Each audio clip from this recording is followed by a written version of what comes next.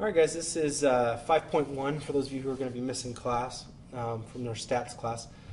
We're going to be working on probability distributions. Now, we did frequency distributions earlier in the year, so they're basically the same idea here, but instead of talking about the frequency of something occurring in a data set, we're talking about the probability of something occurring. Okay?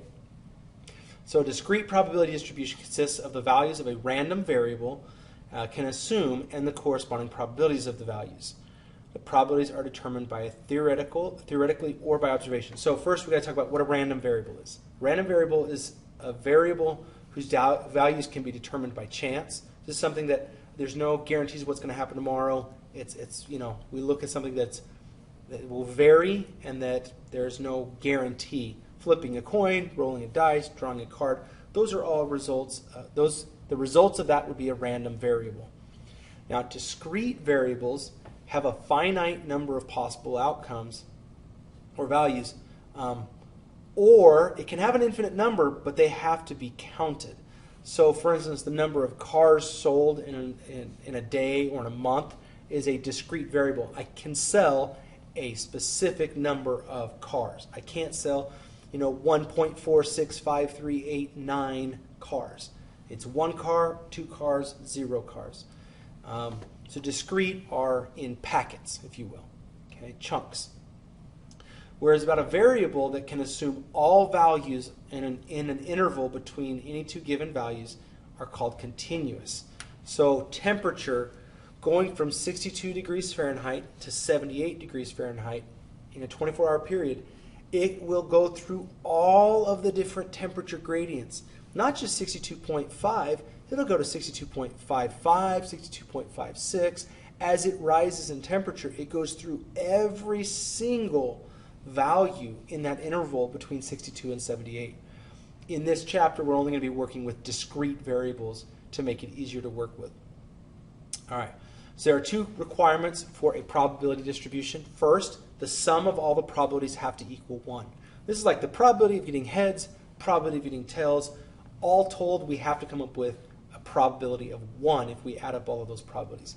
Now, each individual event has a probability of, the very least, would be 0. You can't have a negative probability of an event occurring. You also can't have a probability greater than 1. Now, the probability of something happening could be 1. The probability of something happening could be 0. But you have to be somewhere between 0 and 1 inclusive. And the total of all of those has to come up to 1 when we total it. So a way to kind of do this would be to, let's flip a coin 3 times. And on the first flip, we could get heads or we could get tails. On the second flip, we could get heads or tails. And down here, we could also get heads or tails. So this was the first flip. This was the second flip. And our third flip comes off of these again. We could have heads or tails, heads or tails, heads or tails, heads or tails. Okay? But if we do a probability distribution for the number of heads, so we do number of heads, and then we would do the probability. Okay? The number of heads could be 0 heads. It's possible to get 0 heads by flipping the coin 3 times. It's possible to get 1 heads. It's possible to get 2 heads. And in that rare case, we could get 3 heads if we flipped it and got 3 heads, 1 each time. So let's take a look at this. If I'm talking about the probability of getting 0 heads, that would mean I got 3 tails. That would be this line right here, tails, tails, tails.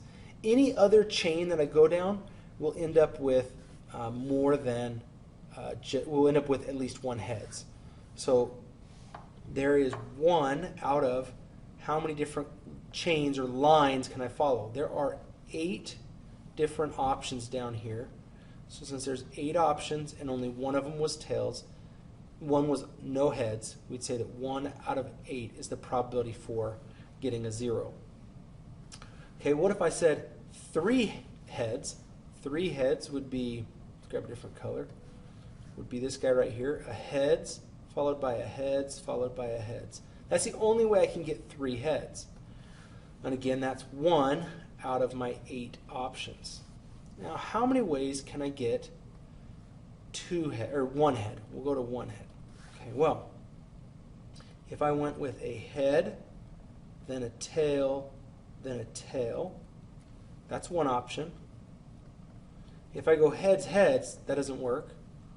If I start with the tail, go to heads, and then go down to tail, that's an option. If I go tail to heads, that's a third option. So it's a little hard to see that last one, but tail to heads. That would be 1 head, tail to head to tail.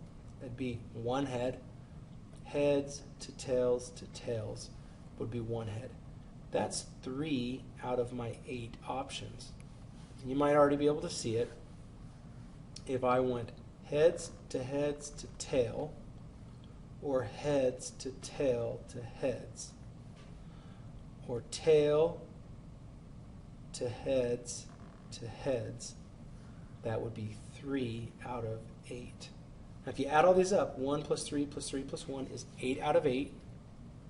So it does add up to 1. Okay, and that's what a probability distribution looks like. Instead of giving me frequency, it's probability. All right, let's look at some examples. If I toss 2 coins, the number of tails could be 0, 1, or 2. All right. Go back to looking at our heads and tails. That's first test. Heads, tails, heads, tails. So everything is out of 4. That's what everything's out of, because I have 4 choices here. Now, how many of them had 0 tails? The only combination there would be heads, heads. So that would be 1 option. Then to have 1 tail would be heads, tails, and tails, heads. So that would be 2 out of 4, or 1/2, preferably. And then to do 2 tails would be tails, tails, which would be 1 out of 4. Rolling a die. Well, can I get a 1, 2? The face value could be 1, 2, 3, 4, 5, or 6. But what's the probability of getting a 1? That's 1 out of 6, 1 out of 6, 1 out of 6. Probability of getting a 4 is 1 out of 6. Probability of getting a 5 is 1 out of 6. Probability of getting a 6 is 1 out of 6. So this idea of a probability distribution is not something really new. That's the information we want to organize, potentially graph, things like that. Okay. Now this example, guys, is coming from the book on this next one. I think all 3 of these are probably in the book, but if you look at page 255, you'll see the baseball example. Okay, and so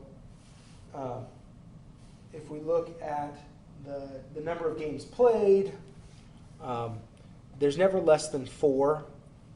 There could be 4, there could be 5, 6, and 7. This is the World Series, and this is for a certain number of years of the World Series being played. We're told that 4 occurs 8 times, 5 occurred 7 times, 6 occurred 9 times, and 7 occurred 16 times. But I don't want, this would be a frequency distribution if I just put those numbers in.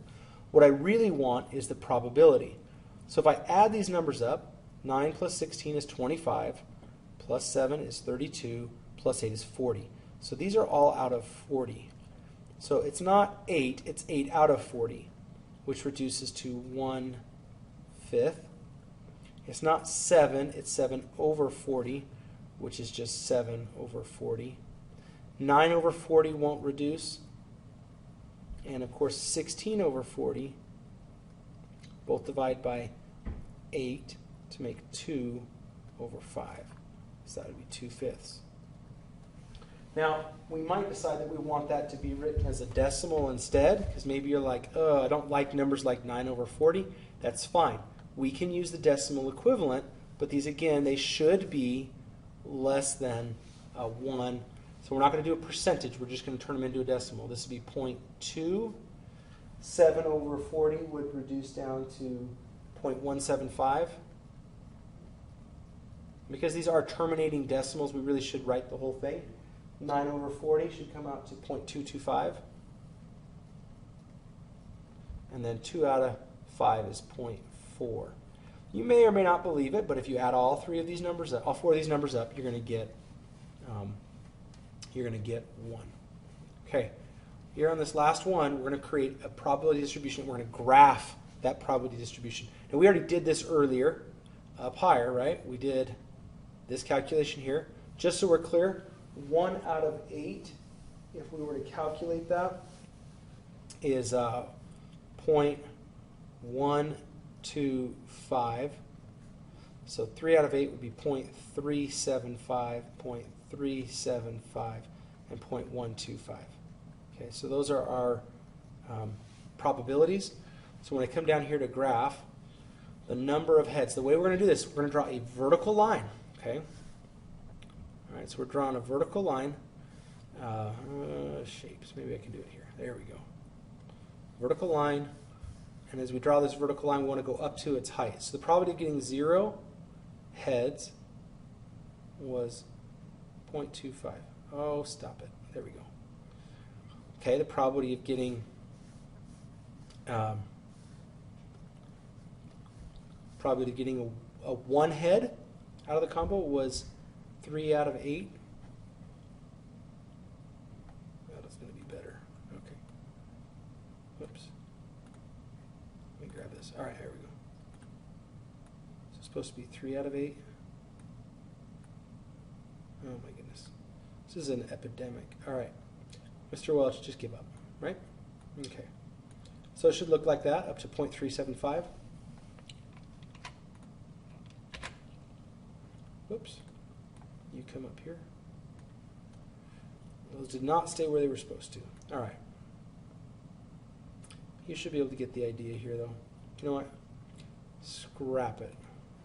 Let's just draw them. These won't look near as nice if I draw them, but that's okay.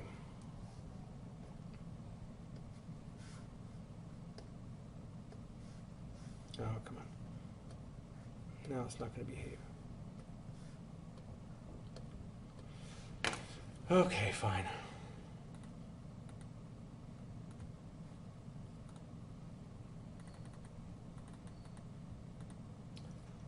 Oh, I should pause the video, but you guys can pause the video. There we go. So 0 should go up to 0.125. 1 should go up to 0.375, and that should be straight. So excuse me. But 2 was also up to 0.375. That should not be higher than the other one. So maybe we'll start at the top and work our way down. That's a little bit better. And then 3 would have been up at 0.125 as well. Okay, so this is what's called the probability distribution graph, where we graph each possible outcome, and then we graph the probability of it occurring. Okay. All right, well, that's it, guys. Good luck, and we'll see you in class.